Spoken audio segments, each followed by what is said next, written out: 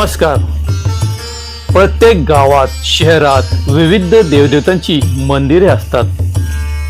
त्याचप्रमाणे प्राचीन काळापासून सांस्कृतिक बीड शहरात देखील श्री गणेश, श्री बालाजी, श्री शेनेश्वर, श्री हनुमान, श्री नृसिंह, श्री खंडोबा, संतोषी माता, वैष्णवदेवी, श्री दत्तगुरु, श्री स्वामी समर्थ, श्री गजानन महाराज, श्री भैरवनाथ अशा कितीतरी विविध देवदेवतांची मंदिरे संपूर्ण शहरात व परिसरात आज देखील मोठ्या दिमागात उभी आहेत.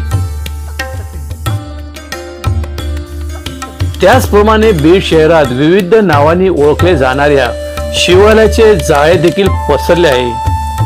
त्यापैकी बीड शहरातील ओळखले जाणारे सुप्रसिद्ध 12 ज्योतिर्लिंग म्हणजेच श्री कंकालेश्वर, श्री पापनेश्वर, श्री लोकरेश्वर, श्री पुत्रेश्वर, श्री नीलकंठेश्वर, श्री सोमेश्वर, श्री रामेश्वर, श्री जटाशंकर, श्री कलंदेश्वर, श्री उत्तरेश्वर, श्री बेलेश्वर व बोबडे गल्लीतील श्री बोबडेश्वर अशी 12 ज्योतिर्लिंगे बीड शहरातील सुप्रसिद्ध आहेत. त्यापैकी काही शिवालय पुरातन तर काही शिवालय मध्ययुगीन काळातील आहेत. बीड शहरातील ज्या शिवभक्तांना म्हणजेच वृद्ध, आजारी किंवा ज्याची आर्थिक परिस्थिती बिकट आहे अशा भक्तांना भारतातील 12 ज्योतिर्लिंग करण्याची इच्छा असते, पण ते या कारणास्तव करू शकत नाही. तेव्हा बीड शहरातील ह्या 12 शिवालयाचे दर्शन घेतले म्हणजे भारतातील 12 ज्योतिर्लिंगाचे दर्शन झाल्याची अनुभूती किंवा पुण्य मिळते अशी भक्तांची भावना आहे. याच 12 ज्योतिर्लिंगापैकी शहरातील एक सुप्रसिद्ध श्री बोबडेश्वर शिव मंदिर. हे शिव मंदिर बोबडे गल्लीत असून ते बीडचे तत्कालीन प्रतिष्ठित व्यक्ती व शिवभक्त असणारे बोबडे पाटील यांनी हे मंदिर बांधले आहे. मंदिराच्या परिसरात म्हणजेच या गल्लीत भव्य व सुंदर वाडे हवेल्या आपणास पाहावयास मिळतात. मंदिर सुंदर व छोटेखानी आहे. या मंदिराला सभामंडप अंतरा असला कसलाही प्रकार नसून मंदिराला फक्त गर्भगृह आहे. अशा मंदिराला एक कक्षीय मंदिर किंवा देवालय संबोधले जाते आणि असे देवालय बहुतेक ग्रामदेवत किंवा कोणाच्या तरी आठवणीत बांधलेले असू शकतात.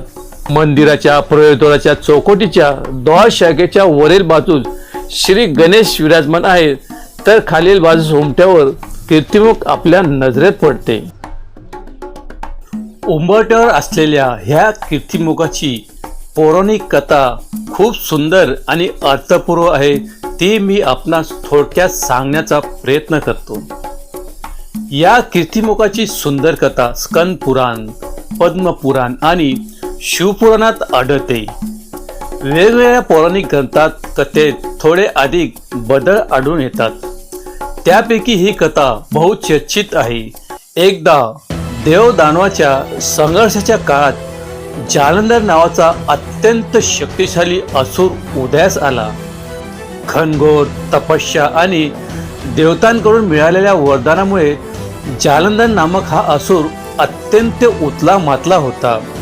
त्याने देवदानवांना उत्पीडित करून सवकी पळो करून सोडले होते. त्याचे सामर्थ्य इतके वाढले की त्याने तिन्ही लोकांवर आपली सत्ता प्रस्थापित केली. सत्ता आणि सामर्थ्य वाढल्याने त्याच्यामध्ये अहंकार एवढा वाढला की त्याची रुक्ष दृष्टी भगवान शिवाची पत्नी माता पार्वतीवर गेली. पार्वतीसारखी अद्वितीय स्त्री माझ्याकडे असावी म्हणून असुर जालंधराने राहूला भगवान शिवाकडे आपला संदेश घेऊन पाठवले. कैलासावर पोहोचून राहूने भगवान शिवांना जालंधराचा संदेश सांगितला आणि पार्वतीला त्यांच्याकडे सोपवण्याची मागणी केली. असुर जालंधराचा हा संदेश केवळ माता पार्वतीची मागणी नव्हती, तर त्यामध्ये शिवाचा घनघोर अपमान आणि जालंधरचा अहंकार दडलेला होता.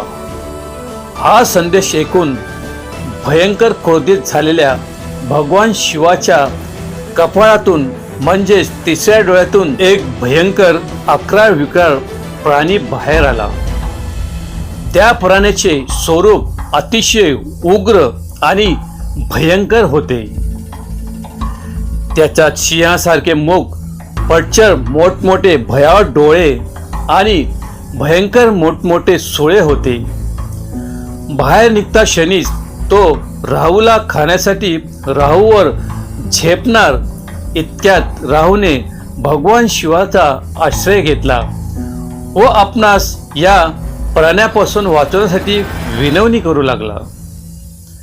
हे जगत स्वामी, मला वाचव, माझी काही चूक नाही, मी एक फक्त संदेशवाहक आहे, माझे संरक्षण करा, अशी शिवशंभूला विनवणी करू लागला. त्या प्राण्याच्या अंगात प्रचंड भूक होती. त्याने भगवान शिवाला विचारले, हे प्रभू, मला प्रचंड भूक लागली आहे, आता मी काय खाऊ? तेव्हा भगवान शिवाने त्याला एक विचित्र आज्ञा केली की तू स्वतःला खा. काय आश्चर्य! आज्ञा मिळताच त्या प्राण्याने स्वतःला खाण्यास सुरुवात केली.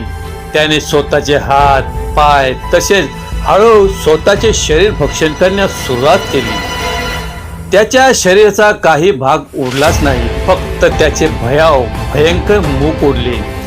तेवढ्यात शिवाने त्याला थांबण्याची आज्ञा केली.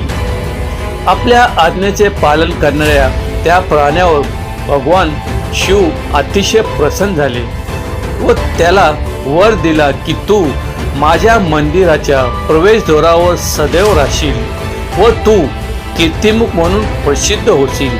हेच ते कीर्तिमुख किंवा फेस ऑफ ग्लोरी म्हणून प्रसिद्ध आहे. कीर्तिमुखाला शिवशंभूच्या दोरावर स्थान दिल्याचे आणि शिवपूजेपूर्वी त्याचा सन्मान करण्याचे वर्णन आहे. भक्ताचा लोभ, अहंकार, क्रोध, अशक्ती, स्वार्थ आणि पापे भक्त देवाच्या पवित्र क्षेत्रात प्रवेश करण्यापूर्वी मी खाऊन टाकील असे कीर्तिमुखाने शिवशंभूकडून वरदान घेतले. म्हणून कीर्तिमुख हा पवित्र क्षेत्राचा प्रतिकात्मक द्वारपाल म्हणून पाहिले जाते.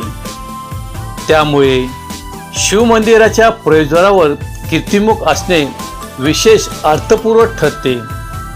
भारतीय मंदिर स्थापत्य कीर्तिमुखाला केवळ सजावटीचे स्थान म्हणून न पाहता तो पवित्र वास्तूचा रक्षक मानला जातो. विशेष बाब म्हणजे कीर्तिमुख फक्त शिवमंदिरापुरता मर्यादित न राहता तो कित्येक मंदिरावर विविध स्थापत्य परंपरेत, गर्भगृहाच्या उंबरठ्यावर, मंदिराच्या पायथ्याशी, कमानीवर, शिखरावर किंवा इतर वस्तू घटकावर एक व्यापक संरक्षक आणि अलंकारिक प्रतीक म्हणून वापरला जातो. बहुतेक शिव मंदिराच्या गर्भगृहाच्या बाहेर शिवाचे वाहन नंदी दिसून येतात, पण या मंदिराच्या गर्भगृहात सुंदर शिवलिंगाबरोबर शिवाचे वाहन नंदी शिवबिंदी बरोबर दिसून येते. मंदिराच्या गाभाऱ्यातील छत हे निमुळते रचनेचे आहे. हे मंदिर म्हणजेच इतर मंदिराप्रमाणेच बीडच्या सांस्कृतिक आणि स्थापत्य वारसाचा एक महत्त्वाचा भाग आहे. महाशिवरात्री दिवशी या मंदिरात मोठा उत्सव साजरा केला जातो. या पुण्य पावन दिवशी मंदिरामध्ये शिवभक्तांची दर्शनासाठी मांद्याही जमते.